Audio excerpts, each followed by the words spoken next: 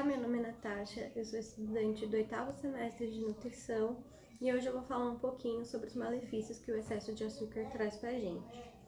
Bom, a gente sabe que o excesso de açúcar pode trazer vários problemas de saúde, como obesidade, gastrite, pressão alta, diabetes,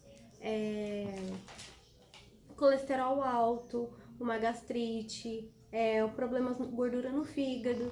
Então, assim, quanto mais a gente puder evitar o consumo de açúcar, é melhor para o nosso organismo. Bom, no fígado, um dos órgãos afetados pelo excesso de açúcar é o fígado. Por quê? O fígado ele é responsável por armazenar a glicose. E quando a gente tem um grande acúmulo de glicose no fígado, a gente acaba tendo um excesso de peso e disfunção do fígado. Um outro problema são as cáries, pois o ácido secretado por bactérias nos dentes faz com que a gente tenha as cáries. No cérebro, quando a gente ingere algo açucarado, a gente tem a ativação de sinais nervosos que secretam o hormônio chamado serotonina, que é o hormônio do prazer e da felicidade. Então, quando a gente ingere o açúcar, a gente tem aquele pico desse hormônio e quando o organismo consegue absorver aquela quantidade de açúcar, esse hormônio abaixa, fazendo com que a gente queira ter inconscientemente essa sensação de novo, essa energia momentânea. Um outro exemplo do açúcar é que ele pode estar escondido em com outros nomes, digamos assim. Então, às vezes a gente vai comprar um alimento e esse alimento não vem descrito como açúcar.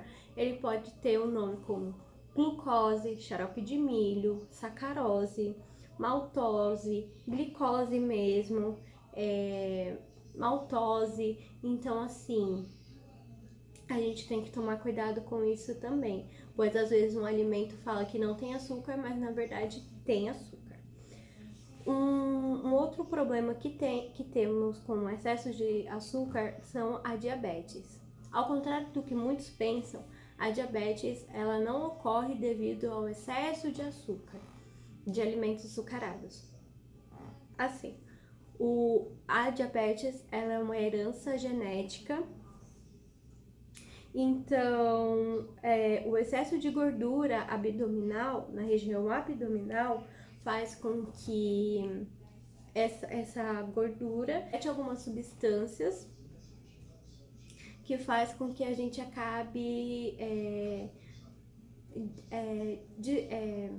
sendo predisposto a diabetes. E a gente tem dois tipos, temos a diabetes tipo 1 e a diabetes tipo 2. A diabetes tipo 1, ela é caracterizada pelo nosso organismo, nossas células imunes, elas destruírem as células beta-pancreáticas, no qual as células beta-pancreáticas elas são responsáveis pela secretação da insulina. E isso ocorre geralmente em crianças e adolescentes. O tratamento pode ser através de um tratamento medicamentoso, com atividade física e uma reeducação alimentar. A diabetes tipo 2 já é diferente. O que acontece? Na diabetes tipo 2, o organismo não consegue utilizar a insulina de forma correta ou não há a produção da mesma, fazendo com que a taxa de glicose aumente, ou seja, a glicose sanguínea aumente, então a gente tem um quadro de diabetes tipo 2. 90% das pessoas têm a diabetes tipo 2 e ela se manifesta geralmente em adultos. É raro encontrar em crianças, mas é possível.